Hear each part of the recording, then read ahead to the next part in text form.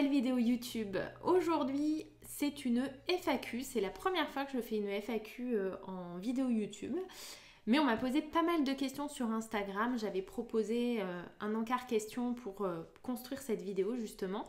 Du coup, on m'a posé pas mal de questions sur ma reconversion, sur mon processus de création, sur mon entreprise aujourd'hui. Donc, j'avais envie de vous y répondre en vidéo. Du coup, c'est parti. On commence avec une question sur le contenu. On me demande si j'ai des outils d'organisation pour la rédaction de contenu et où trouver l'inspiration pour créer du contenu. Donc, je ne vais parler qu'en mon nom, bien évidemment. Pour ma part, l'inspiration, je la trouve absolument partout. Je la trouve dans mon environnement, je la trouve dans les bouquins que je lis, dans les magazines que je lis. Je la trouve dans les activités que je peux faire. Bref, je la trouve vraiment partout, parfois même dans des films que je regarde, des films qui n'ont absolument mais rien à voir avec mon business ou ma vie, mais il peut y avoir une phrase parfois, une situation qui nous fait penser à quelque chose et qu'on a envie de développer par exemple dans un post Instagram. Donc tout, vraiment, tout est source d'inspiration pour moi. Et bien sûr, la plus grande des sources d'inspiration, je dirais, c'est mes clientes. Ça, c'est vraiment la source numéro 1 puisque mes clientes me partagent leurs ressentis, leurs problématiques, leurs envies, leurs prises de conscience. Donc tout ça, c'est vraiment hyper important pour construire mon contenu et encore une fois, parler vraiment à ma cible finalement puisque c'est ça l'important. Donc pour créer du contenu au niveau de mon inspiration, je crois que j'ai déjà fait des articles de blog sur le sujet, des podcasts aussi sur mon process de création. Mais il y a vraiment s'inspirer de tout partout en fait. Être ouverte à toute inspiration et toute proposition venant de l'extérieur parce que vraiment tout peut stimuler votre créativité. Des outils d'organisation pour la rédaction de contenu. Alors, pas vraiment. Pour Instagram, je programme mes posts sur Buffer. Pas tout le temps, mais quand je les ai rédigés et que j'ai envie de les programmer, je le fais sur Buffer. J'utilisais Tailwind aussi pour publier mon contenu sur Pinterest. Pareil, toujours dans un esprit de programmer mon contenu. Après, non, j'utilise WordPress pour mes articles de blog, mais je n'en écris plus aujourd'hui. Et après, en termes de contenu, je fais des podcasts et des vidéos. Donc j'utilise du matériel, j'ai un micro, un appareil photo pour filmer mes vidéos avec une bonne qualité et j'utilise iMovie pour monter, que ce soit mes podcasts ou mes vidéos, j'utilise toujours iMovie. Après, vous pouvez bien sûr aller chercher des musiques libres de droit. Donc là, vous tapez sur Google, musique libre de droit et gratuite, vous allez en avoir plein. Alors plein des pas terribles, j'ai envie de vous dire, mais vous allez en avoir plein. Et sinon, il y a toujours moyen d'acheter aussi certaines musiques. C'est parfois pas très cher, surtout quand on a une chaîne YouTube par exemple qui fait pas des millions de vues. C'est parfois vraiment pas très cher et ça peut vraiment valoir le coup. Ensuite, peux-tu nous parler de ton switch entre le graphisme et le coaching ?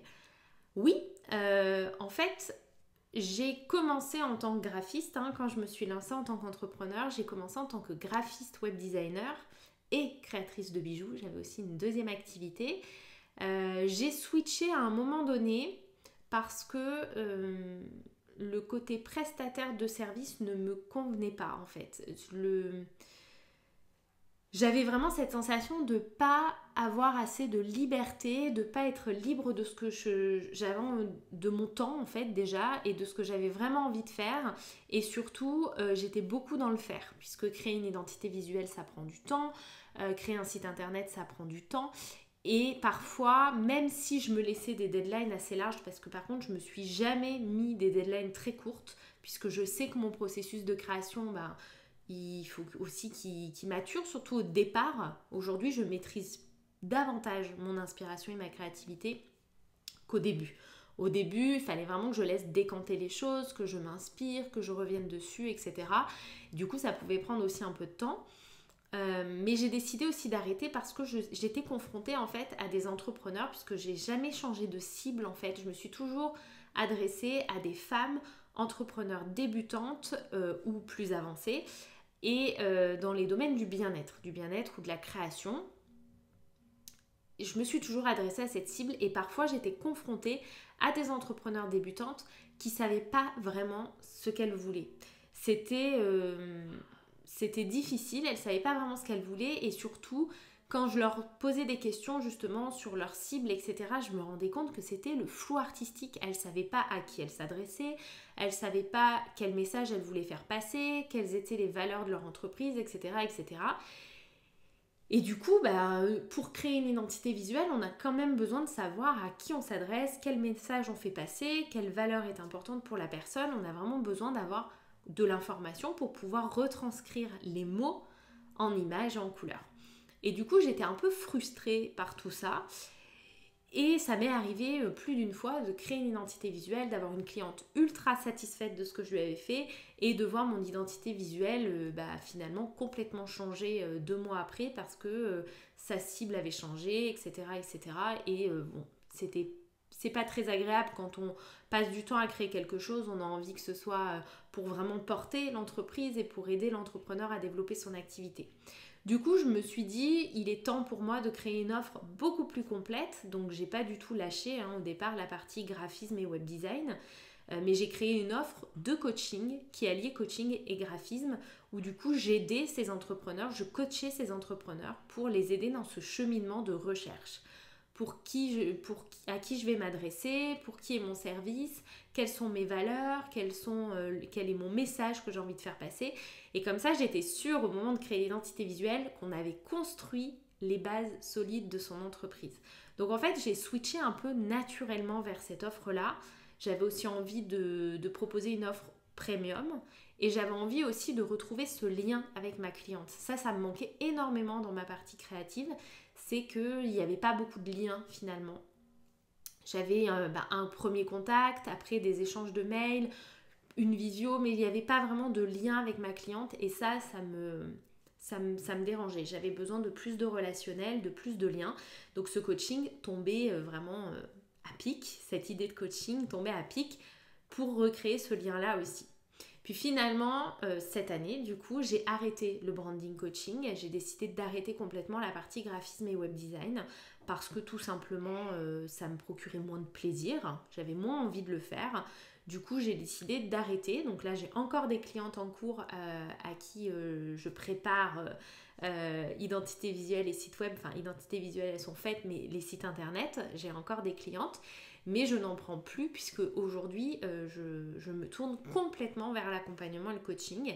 Et finalement, je reviens un petit peu aux sources puisque avant de faire tout ça, j'étais manager. Et du coup, le relationnel, le lien, la transmission, le coaching, ça a toujours fait partie de ma vie finalement. Donc je reviens un petit peu aux origines, à mes premières amours en fait. C'est plutôt ça l'idée. Ensuite... on m'a demandé d'ailleurs par rapport à ma reconversion, qu'est-ce qui selon toi a fait que ta reconversion a été une réussite ? Et c'est une excellente question qui m'a questionnée d'ailleurs, parce que je ne sais pas ce qui a fait de ma reconversion une réussite. Je dirais que je me suis laissé du temps, que j'ai suivi mes envies et surtout que j'ai pas hésité une seule seconde à changer en fait. Je ne me suis jamais dit que...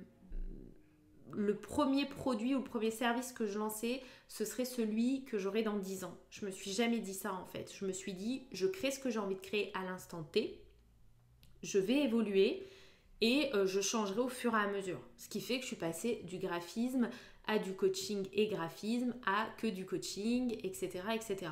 En fait, je me suis vraiment permise d'évoluer. Je suis quelqu'un qui aime le passage à l'action. Donc, rester 8 mois en introspection, c'est pas possible. Pour moi, clairement, c'est impossible. Du coup, j'avais envie de passer à l'action. Donc, je me suis dit, ok, tu crées ce que tu as envie de créer. Et c'est vrai que j'avais ce besoin de création artistique. J'avais très envie, mais toujours ancrée dans la matière. Donc, ce côté pas artiste, mais graphiste, où je propose quelque chose d'utile finalement et pas de purement plaisir, comme l'art peut être vraiment un objet de plaisir. Et donc du coup j'ai créé, je me suis laissé la liberté de changer et c'est pas que j'ai jamais eu peur de changer, c'est que je suis toujours passée au-dessus de cette peur-là. Je me suis dit que c'était essentiel pour moi et que de toute façon, j'évoluais tellement vite. En fait, je me suis vue évoluer tellement vite entre la fin du salariat et le début de l'entrepreneuriat que je me suis dit ça va continuer comme ça. Tu vas continuer d'évoluer, d'apprendre plein de choses et du coup, ton business model, il va changer quoi. Et c'est ok. Et mon business model, il change. J'ai fait de l'individuel, maintenant je fais du groupe. Et mon business model, il changera encore. Il changera encore. Je ne peux pas, absolument pas dire ce que me réserve 2021 par exemple. Je me laisse aussi porter par mes envies, par ce qui se passe, par mon plaisir, par plein de choses. Donc pour moi, ma reconversion, elle est réussie parce que je me suis laissé cette liberté-là. J'ai évité de me mettre une pression de dingue en me disant tu trouves ton truc et t'en bouges plus quoi. Pour moi, mon truc, entre guillemets, je viens de le trouver. 2 ans après le début de mon entreprise. Pour moi, c'est aujourd'hui que vraiment je mets le doigt sur l'essence de ce qui me plaît vraiment dans le fait d'accompagner des personnes, ce qui me plaît vraiment comme thématique, ce que j'ai encore envie d'approfondir.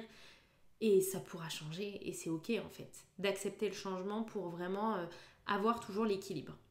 Être toujours dans l'équilibre plutôt. Alors ensuite, ton process de création de contenu. Oui, le process de création de contenu, je l'ai partagé en story sur Instagram et c'est en story à la une. Je vous ai partagé dernièrement tout le processus de création pour ma nouvelle offre qui sort très bientôt d'ailleurs. Une nouvelle offre qui va certainement en surprendre plus d'une parce qu'on n'est pas focus sur le business. On allie business coaching et life coaching et d'ailleurs pas que du coaching. Et c'est une expérience que je suis en train de créer et ça me plaît énormément et ça sort vraiment tout bientôt, ça sera sorti début mai. As-tu abandonné ton projet d'agenda ? Écoute Audrey, oui, j'ai abandonné mon projet d'agenda. Là actuellement en tout cas c'est pas un projet qui me prend aux tripes, qui me donne envie, qui me bouscule ou qui m'attire tout simplement en fait. C'est pas un projet que j'ai envie de faire maintenant. Peut-être qu'il verra le jour, peut-être jamais, mais ça sera peut-être pas un agenda en fait. Voilà, parce qu'il y a beaucoup de contenu le contenu est déjà créé en fait. Les illustrations, tout ça, c'est déjà créé et le contenu est déjà créé. Donc je laisse décanter tout ça. Quand ça sortira, quand ça sera le moment que ça sorte, ça sortira. Quels sont les outils que tu utilises au quotidien pour ton organisation ? Écoute, pas grand chose. Un agenda papier. Voilà, je suis toujours pas passée au digital de ce côté-là. J'aime l'agenda papier, j'aime écrire. Donc j'utilise un agenda papier pour m'organiser. J'utilise un tableau pour l'aspect financier. J'ai un tableau Excel avec toutes mes clientes, tous mes services, mes produits, tous les paiements en cours et les paiements validés. Nat me fait ma compta et utilise le logiciel Henri. Donc ça aide vachement à l'organisation pour tout ce qui est facturation, devis, etc. J'utilise la plateforme System.io pour héberger mes formations, mes programmes, le mastermind par exemple, et du coup pour les paiements aussi. Et après, je vous ai dit Buffer pour Instagram, WordPress et Divi pour mon site internet, iMovie pour mes podcasts et les vidéos YouTube. Et c'est à peu près tout, je crois. En outils, je n'utilise pas grand-chose de plus. Pour les podcasts, je suis sur toutes les plateformes, mais moi, je poste sur SoundCloud et après, ça se poste automatiquement sur les autres. Voilà. Et Google Drive. Mon ami Google Drive. J'utilise beaucoup Google Drive, notamment pour travailler avec Manon et avec Elodie et Jade pour le mastermind. Et WhatsApp à mort pour tout ce qui est sur la partie de délégué. Avec Manon, on communique en WhatsApp, on se fait des visios, mais vraiment de temps en temps. Mais on communique par WhatsApp tous les jours. Et avec Elodie et Rebecca pour notre mastermind qu'on a toutes les trois, on communique quasiment tous les jours sur Messenger. Donc ça aussi, c'est des outils très précieux pour mon organisation. Et sinon, petit tips, mais je suis sûre que vous le faites toutes, pour l'organisation, c'est que je n'ai aucune notification d'activer sur mon téléphone. Et ça, c'est la clé. C'est la clé pour rester focus. C'est vraiment la clé, je trouve. Ensuite, au niveau des questions. Comment t'es venue l'idée de ce nouveau programme? Alors, bon, je vais vous en dire un petit peu. Le nouveau programme que je suis en train de créer, l'idée m'est venue de mon expérience de vie, tout simplement. C'est souvent le cas en fait, vraiment, c'est vraiment souvent le cas. Quand j'ai créé la masterclass connexion et communication, c'est parce que j'étais passée par là, j'étais passée par la découverte du human design, par la recherche d'informations sur cet outil, par les questionnements sur cet outil et tous les questionnements que ça a soulevé en moi aussi, et par l'adaptation de cet outil à ma communication et à la vente. Donc j'étais vraiment passée par tout ça et par l'aspect aussi stratégique en termes de communication. Donc la masterclass connexion et communication, finalement, c'était mon expérience retranscrite dans une masterclass. Là, c'est un peu pareil. C'est un peu pareil, sauf qu'on va toucher à un domaine un peu différent. On va parler business, puisqu'on va aller au next level de ton business. On va aller propulser ton business plus haut. Et on va surtout parler de vie, de toi et de finalement comment t'assumer pleinement, comment être libre, dérangeante, hors de contrôle, comment kiffer ta vie personnelle pour que ton business soit vraiment au service de ta vie personnelle.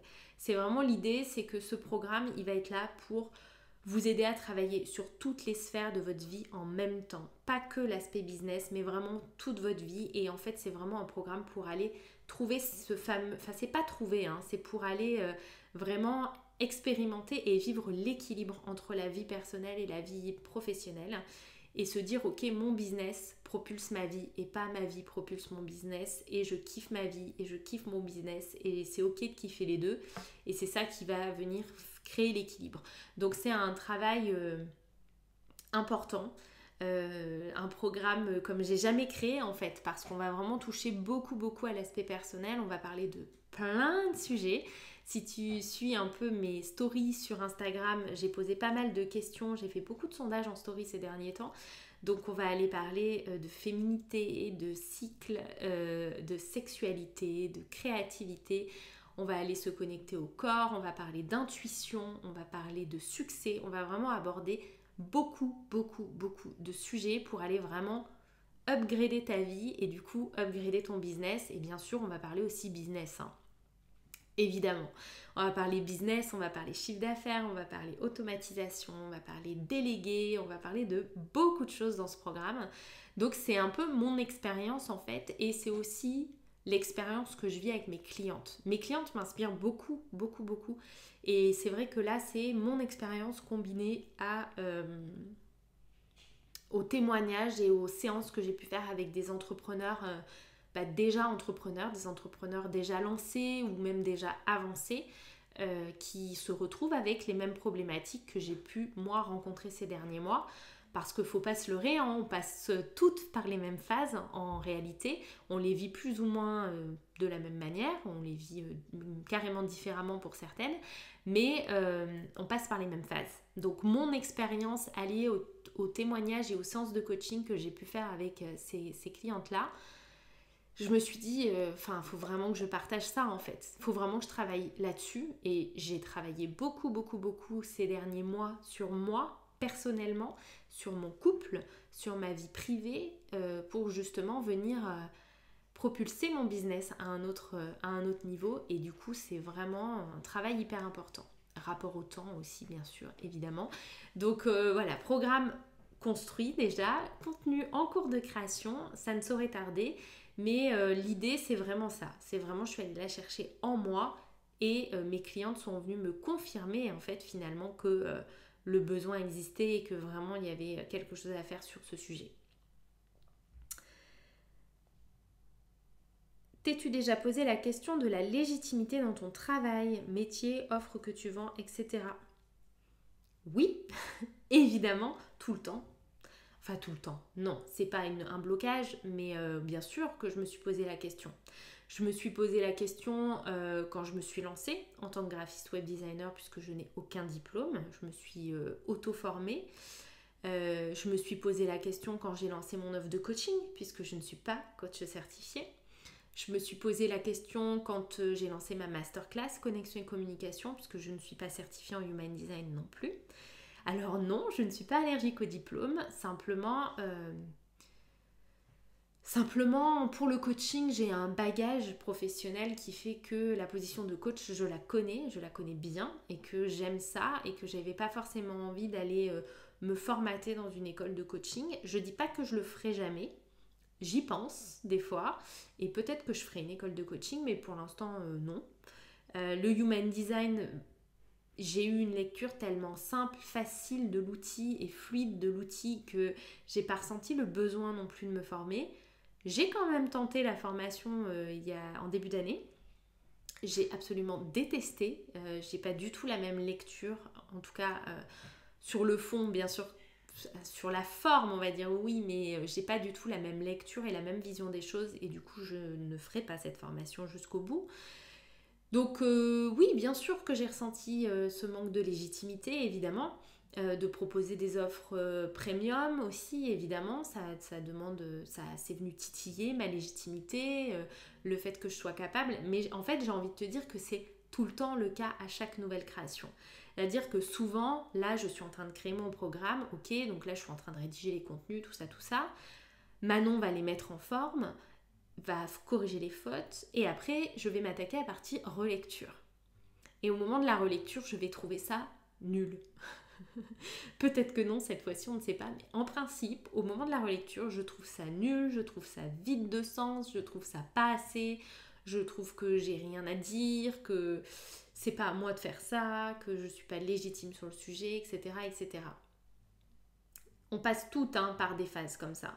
Mais après, j'ai envie de dire, c'est tout l'art de ne pas se laisser abattre et se laisser aller à ces moments où on se sent moins légitime et de rebondir, voilà, de trouver une parade et de rebondir pour justement finalement passer à l'action et aller se prouver le contraire en fait. Mais quand je vous dis qu'on passe toutes par les mêmes phases, c'est qu'on passe toutes par les mêmes phases. Alors, Pauline qui me demande, quand tu crées une formation, penses-tu déjà à comment tu vas faire le lancement ou tu vois ça après ? C'est intéressant que tu me poses la question et j'ai envie de te dire, c'est encore plus intéressant que tu me poses la question aujourd'hui puisque je vais vous raconter. En fait, non, normalement, je n'y pense pas ou alors c'est très clair comme de l'eau de roche, et je me pose pas 1000 questions. En plus, je suis plutôt adepte de profiter de ce que tu es déjà en train de faire, de profiter de l'esprit créatif que tu as quand tu commences à créer une formation, c'est-à-dire là maintenant, je suis très créative, mon esprit bouillonne, mon cerveau bouillonne, il a envie d'écrire, il a envie de poser ça sur le papier, d'avancer, donc de profiter de cette créativité qui nous est offerte, qu'on a en nous, pour justement se faire plaisir et créer. Si on vient parasiter ça avec comment je vais le lancer, qu'est-ce que je me mets comme objectif, nanana, et ci et ça, on parasite en fait. Et du coup, on profite plus de cette période de création. Donc ça, c'est ce que je vais conseiller à toutes mes clientes, c'est ce que j'essaye de faire au maximum.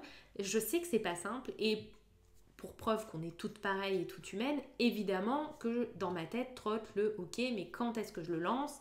Comment je le lance ?» Surtout que là, je trépigne d'impatience d'en parler. Forcément, je suis en plein dedans, ça me donne trop envie, je m'éclate à créer ça, donc j'ai vraiment envie d'en parler.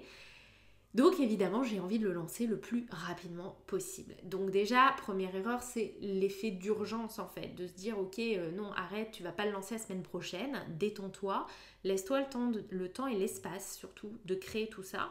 Tu le lanceras quand tu le lanceras.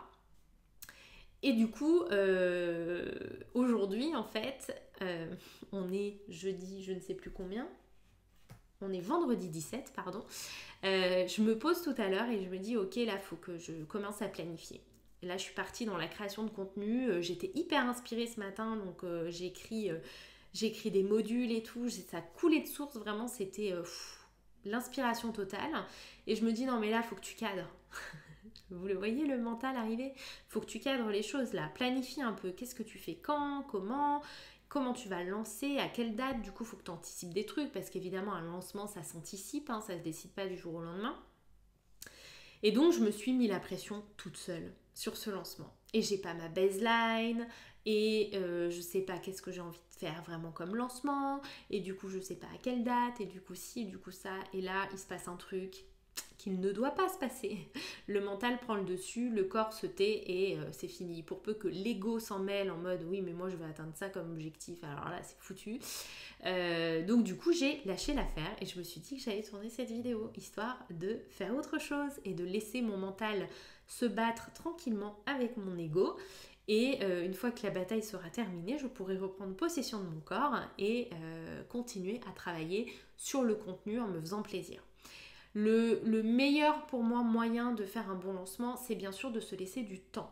Un bon lancement, il est préparé. Si déjà on veut pas épuiser toute notre énergie dans un lancement, c'est déjà un lancement qui est préparé, où on sait un peu où on va, on sait ce qu'on va faire, les grandes étapes sont écrites. S'il y a de la publicité par exemple Facebook à faire, il faut la préparer en amont, il faut la tester pour lancer la bonne, pour avoir suffisamment de temps pour que la publicité fasse effet. Donc c'est important d'anticiper un petit peu les choses. Mais c'est aussi important de se laisser beaucoup d'espace pour créer, d'espace pour gérer les imprévus, n'est-ce pas? Parce qu'il y en a toujours. Et du coup de se laisser du temps. Et de ne pas faire les choses dans l'urgence évidemment, parce que faire les choses dans l'urgence ça n'aide pas, ça épuise. Si on a moins d'énergie, on a un mindset qui est moins fort aussi, et un lancement, il faut un bon mindset parce que du coup on va passer par différentes phases et c'est important d'avoir un bon mindset pour ça. Donc du coup là pour l'instant non en fait. Voilà, j'ai pensé au lancement tout à l'heure. Là je laisse poser et ça va venir tout seul en fait, ça va venir naturellement.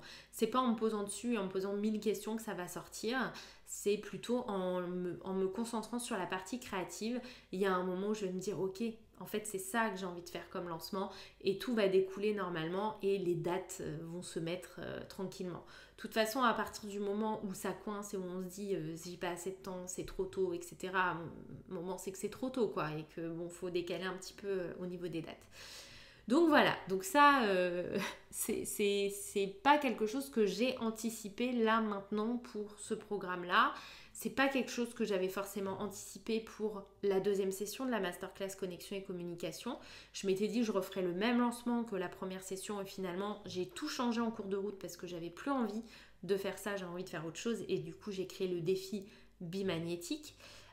Donc c'est vraiment l'idée de se dire ok, je laisse aussi mon plaisir faire le job en fait et me montrer où est mon plaisir et vraiment ce que j'ai envie de faire. Ça c'est hyper important d'être vraiment connecté à soi et de suivre son plaisir encore une fois. Mais bien sûr un lancement ça se prépare pas en 48 heures. On est bien d'accord, Voilà pour cette série de questions, cette FAQ. Du coup, j'espère que la vidéo vous a plu, que j'ai répondu à toutes vos questions. Et on refera ça parce que je trouve ça assez intéressant de vous parler de plein de sujets différents dans une vidéo. Donc on refera ça bientôt. Restez connectés sur Instagram, je vous posterai ça en story. Et en tout cas, je vous remercie pour vos questions et puis je vous dis à bientôt pour une nouvelle vidéo.